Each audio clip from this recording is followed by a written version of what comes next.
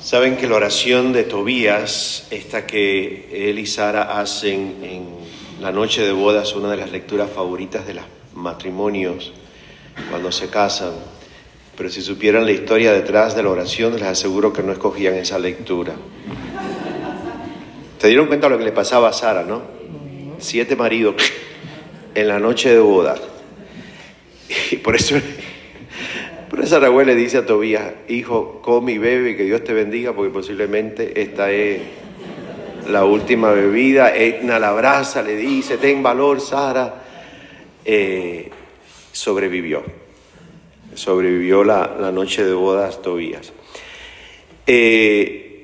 Hoy el texto del Evangelio es muy interesante porque casi siempre cuando un texto comienza diciendo se le acercó a Jesús un escriba y le pregunta, o un fariseo y se acerca para hacerle una pregunta, siempre la frase sigue para ponerle una trampa.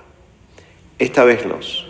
Esta vez parece que este hombre, este escriba, se acerca a Jesús con un corazón sincero y parece que atraído por lo que Jesús enseña, y le hace la pregunta que cuál es el primero de todos los mandamientos. En San Mateo es un fariseo el que hace la pregunta y literalmente el texto dice para ponerle una trampa a Jesús. Aquí no, hay limpieza en el corazón del escriba que hace la pregunta.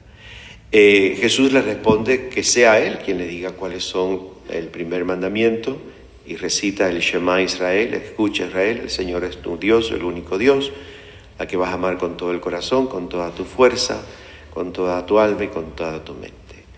Y amarás también entonces a tu prójimo como segundo mandamiento, como te amas a ti mismo. Entonces, el escriba le responde a Jesús ante la respuesta de Jesús. Dice: muy bien, maestro, sí es esto, ¿no? Y termina con una frase muy interesante: todo esto vale muchísimo más que sacrificios y ofrendas de holocaustos, que eran las ofrendas que se quemaban. Jesús le responde con una afirmación de su persona que es bellísima.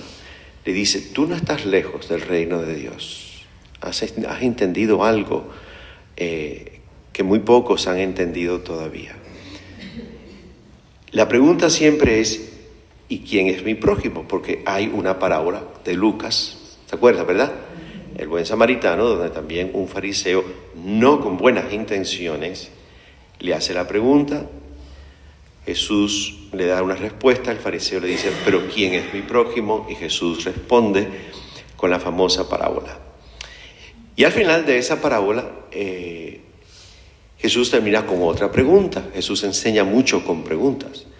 Y le dice a aquella persona, al escriba, le dice: ¿quién actuó como prójimo? Y la respuesta fue: el samaritano. Nosotros siempre pensamos que el prójimo en esa parábola era el hombre golpeado en el camino. Ese no es el prójimo.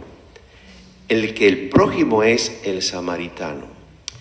Y esto es muy fácil de entenderlo.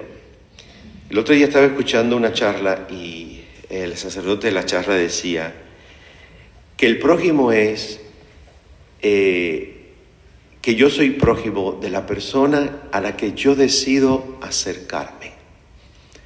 Yo soy prójimo en el momento en que tomo una decisión de aproximarme a la vida del otro.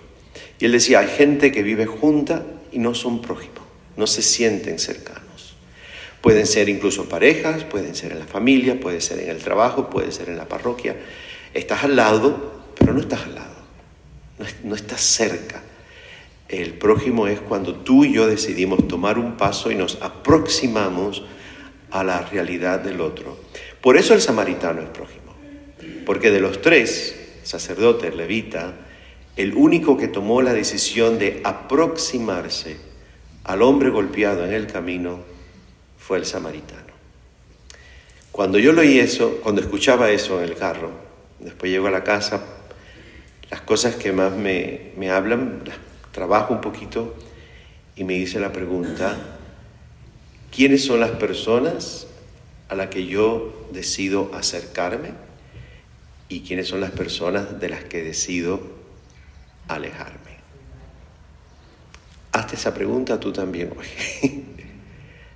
¿A quién te acercas como opción y a quién prefieres no acercarte también como opción? ¿Por qué te acercas y por qué decides no acercarte?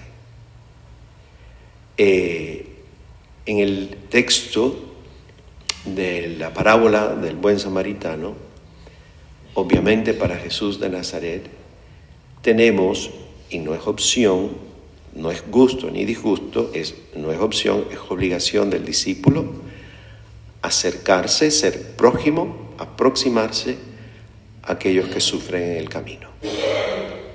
No le puedes dar la vuelta y yo no puedo darle la vuelta buscando las excusas que sean, como hizo el levita y como hizo el sacerdote.